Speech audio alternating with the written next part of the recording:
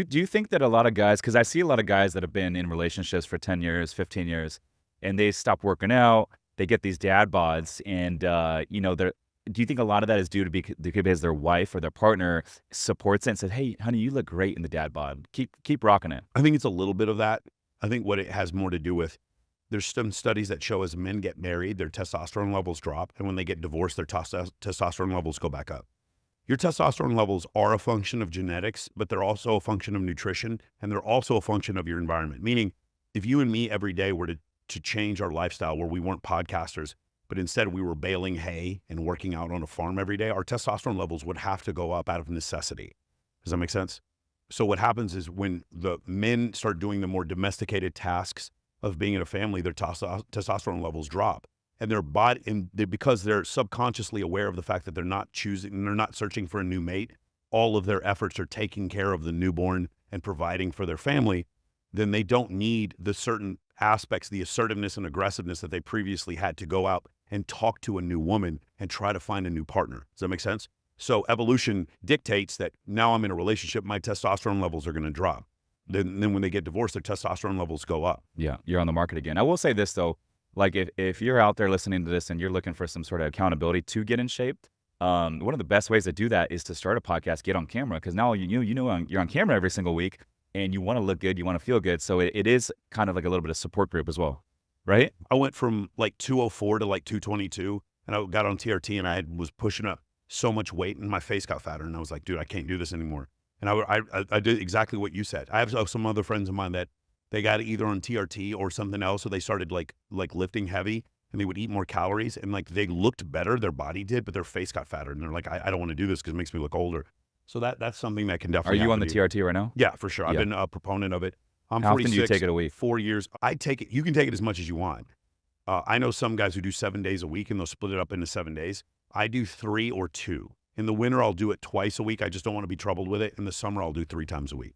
Do you notice a difference in performance between 2 and 3 without the ups and downs? Not really. No, but one a week you would feel the ups and downs. The right? ups and downs thing really wasn't a big deal for me. And when I was doing it once a week, I didn't really notice a huge difference. I know some people do. I have a buddy of mine, he's 77 years old and he does 7 days a week. But he does the 25 gauge needles. He'll just stick it in his butt 7 days a week. I haven't seen that much of a difference, honestly. For me, I know it's in the cards. I haven't started it yet, but I know I will at some point, probably in my 40s. I'm 38 right now. Right now, I feel good. I have a lot of natural energy, and I want to start it at some point. I just, because of the injection and all that, I'm like, I don't know, it's another thing I don't want to deal with right now. It's a meditation for me. Because you'll transmute in your mind. It's like, I'm taking this, and because of this, my BMI is going to decrease, or no, what is it? My resting metabolic rate is going to increase. Like, I literally think of it like that.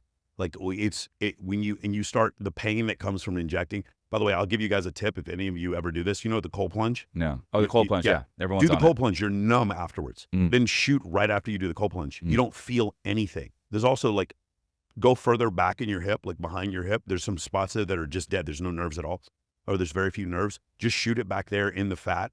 Some people say you have to go intermuscularly. You don't. The studies have shown that's not true. You can put it in the fat. Go in the very back of your hip. Shoot it right after you get out of the cold plunge. You won't feel anything. It's totally like, yeah. And it also encourages you to do the cold plunge in the morning, which is what you should be doing. I don't mind the pain. I got tattoos all over. I don't mind the pain. For me, it's just like, maybe it's probably a limiting belief. It's just like the hassle that it would be to like get a freaking injection out and have to do this like twice a week. And like, if I travel and all that stuff, I got to think about that. I really like the way I look in the mirror now, probably better than any point in my life. And I if that's the associate sacrifice you that gotta with the shooting. Yeah. And so that's the reason why. Yeah, I like that. I will tell you, like, you still have to diet, because what will happen is you'll take TRT and your appetite will go up, and you can get out of control. You see the guys that get the big old fucking fat necks. And I didn't know that. I thought it was easier to burn fat when you're on the TRT. It is easier to burn fat, but you're also hungrier. Got it. So, like, I have some friends of mine that are doing, they're male strippers, and I'll ask them all the time, I'm like, what are you on? And I'll never do the shit they're on. These guys are on fucking 300 Tren, 300 Winnie, 300 Test, and 300 fucking Anabar at the same damn time, bro. And I'm like, bro, and their traps are fucking huge, and they're eating 2,400 calories a week or a day, and they're like ripped as shit. So they're like, so every calorie they eat goes into protein synthesis, so it all turns into muscle, and they have no body fat. If you're ever wondering how like those male strippers do it, that's how they do it. I have a buddy of mine right now. He's like, dude, I'm not long for this earth. All of you know who he is. I'm not going to say who he is, but He's doing 1,000 tren and 1,000 tests a week. Damn. And he doesn't give a fuck. Like, he's just like, I love being fucking huge. Mm-hmm. I'm never getting to that point. That's correct. Like 100 milligrams of test, you should be good. You should be fine. And then get your levels checked. If your estrogen levels are too high, maybe take an estrogen blocker or just reduce the amount of testosterone that you take. I know some people don't like HCG and clomidophan. I do think HCG is really good, especially if you want to have kids.